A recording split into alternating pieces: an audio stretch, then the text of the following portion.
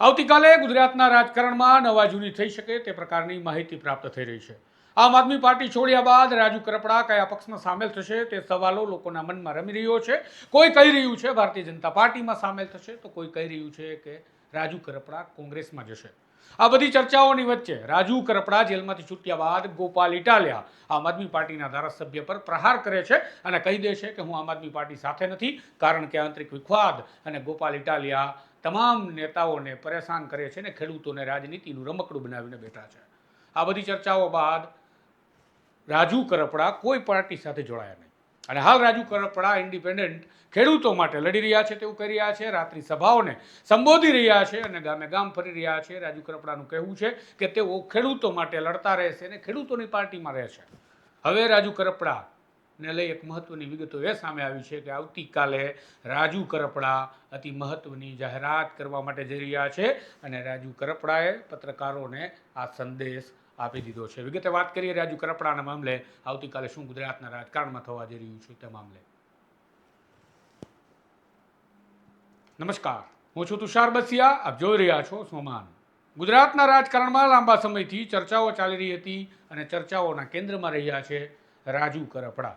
એક સમયે આમ આદમી પાર્ટીના નેતા હતા અને આમ આદમી પાર્ટીના નેતાએ જ્યારે આમ આદમી પાર્ટી છોડી ત્યારે આમ આદમી પાર્ટી વિશે ઘણી બધી વાતો કહી અને તેમાં ખાસ તેમણે આમ આદમી પાર્ટીના પ્રદેશ નેતૃત્વમાં ચાલતી ખટરાગ અને ખેંચવાની રાજનીતિને પણ ઉજાગર કરી હતી.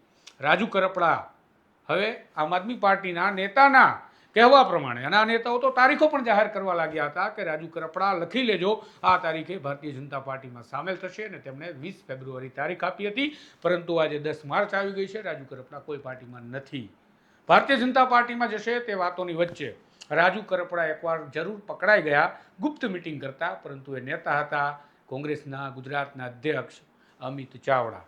અમિત ચાવડા સાથે હતા ખેડૂત નેતા પાલ આંબલિયા અને લાલજી દેસાઈ. જ્યારે માધ્યમોએ આ ગુપ્ત બેઠકમાંથી બહાર નીકળતા નેતાઓને ઝડપી પાડ્યા ત્યારે માધ્યમો સમક્ષ આ નેતાઓએ એ પ્રકારની વાત મૂકી કે અમે તો લાલજી દેસાઈની ખરાબ તબિયતના કારણે તેમના ખબર અંતર પૂછવા આવ્યા હતા.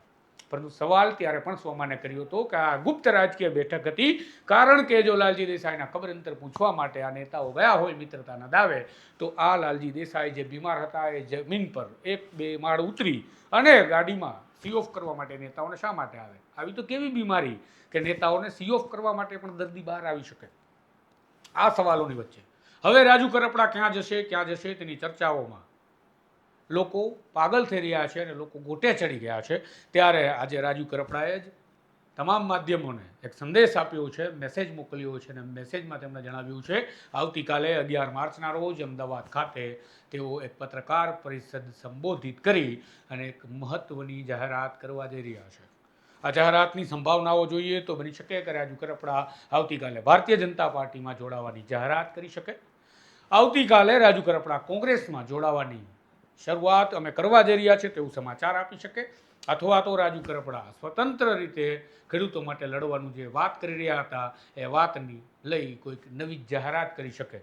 આ ત્રણેય સંભાવનાઓની વચ્ચે તમામ રાજકીય વિશ્લેષકો અને રાજનેતાઓની નજર આ પત્રકાર પરિષદ તરફ છે.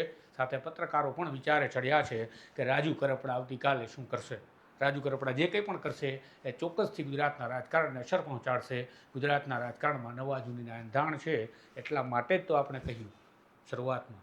તમને શું લાગે છે રાજુ કરપડા કઈ પાર્ટીમાં જોડાશે? કમેન્ટ બોક્સમાં જરૂરથી જણાવજો અને ચેનલને સબસ્ક્રાઈબ કરવાનું ભૂલતા નહીં. નમસ્કાર.